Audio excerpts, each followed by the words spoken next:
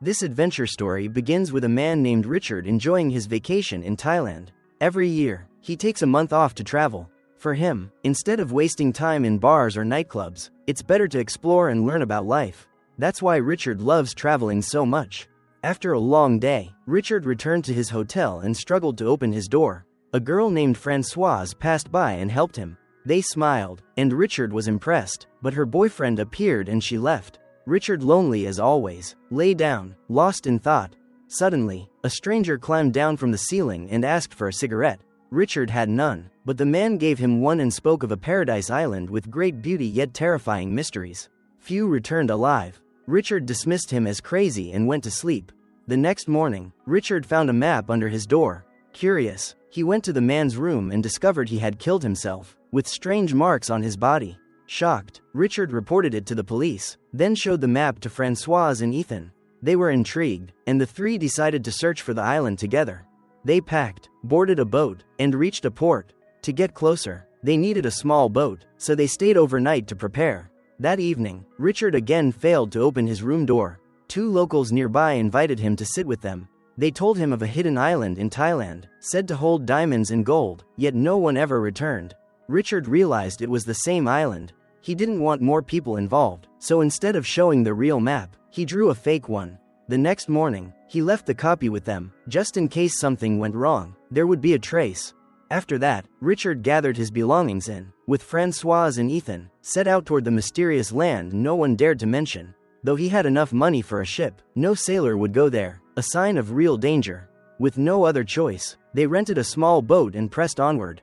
The first island they reached wasn't the one. As night fell, they stayed there to test their survival skills. Richard built a fire for safety, cooking dinner and keeping animals away. Thanks to that, the night passed peacefully. At dawn, Françoise and Ethan swam ahead toward the real island. The distance was long, but at last the group reached it.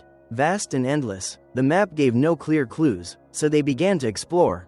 Soon, they found fields of cultivated plants, narcotics used for stimulants.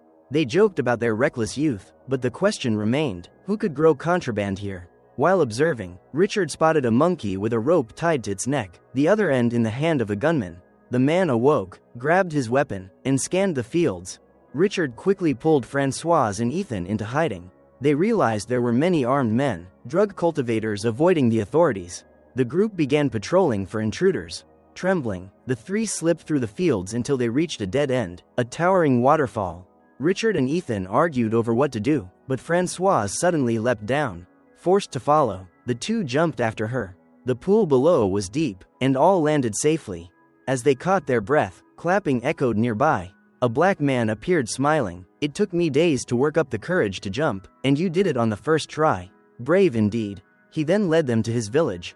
Françoise and Ethan were stunned to see a thriving community on the island, not tourists but longtime inhabitants. Cut off from the outside world, they believed humans were meant to live in harmony with nature, not modernity's chains.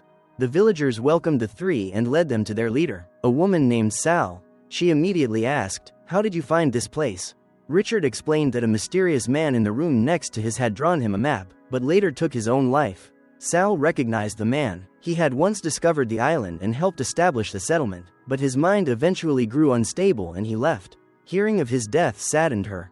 Sal then asked, "Did you tell anyone else?"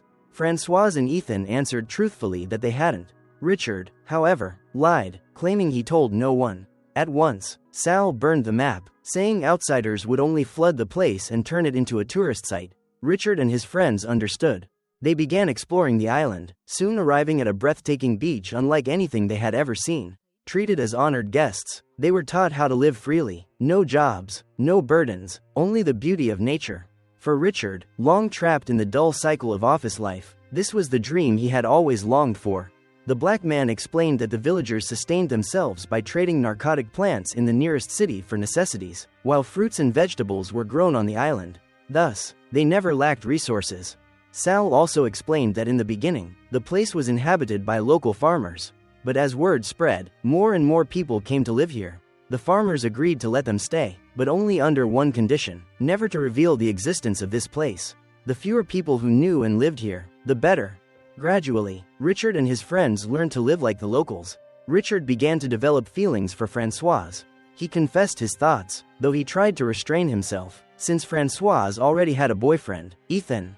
But as Richard and Francoise spent more time together, she admitted that she liked him too. And then, what was bound to happen? They came together, regardless of Ethan.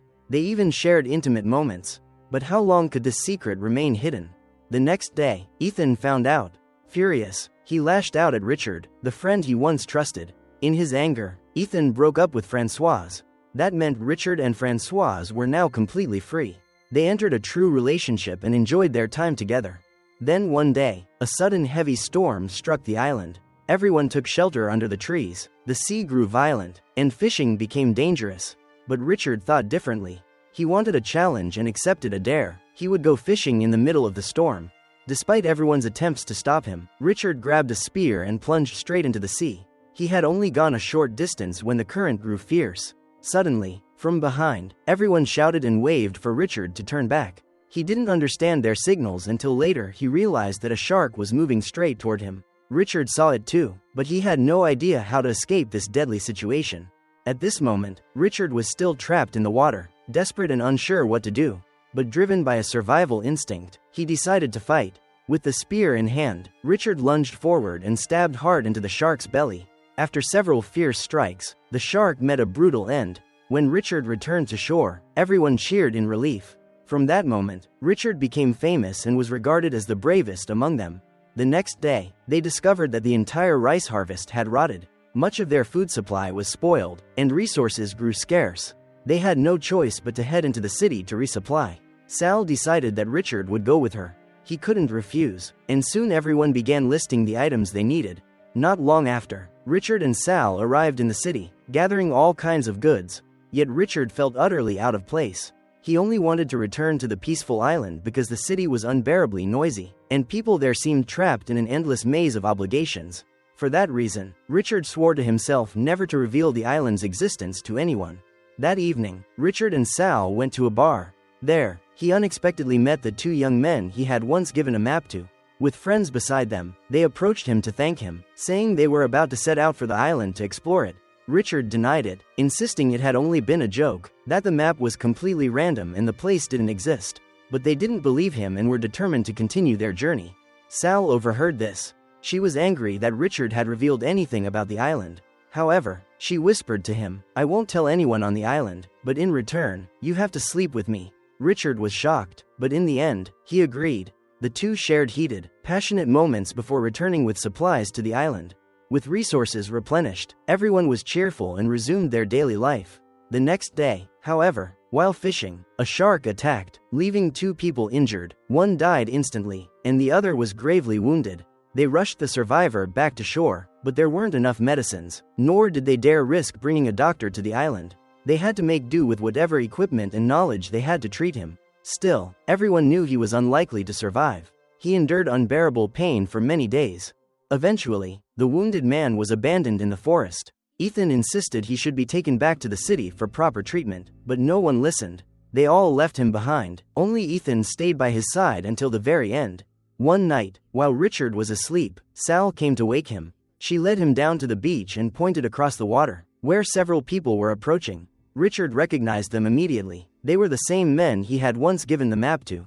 When Sal saw the map in their hands, she was shocked. Richard had never told her that he had made a copy of the original map, and that it was this copy he had given them. Sal immediately declared his punishment. Richard had to remain there. When those outsiders reached the island, he was to drive them away, retrieve the map, and burn it. With that, Sal left, abandoning Richard in solitude. Late into the night, Richard still sat there alone. After some time, Nadia came to find him. She slapped him, for Sal had already told the entire tribe the truth, that Richard was the one who had given the map to outsiders, and that he also shared an intimate relationship with Sal. Richard tried to explain, but Nadia chose to end things with him and walked away. Richard was now in complete despair. He could no longer return to the tribe, as they saw him as a traitor. He stayed by the shore, watching the movements of the newcomers, trying to find a way to stop them from setting foot on the island.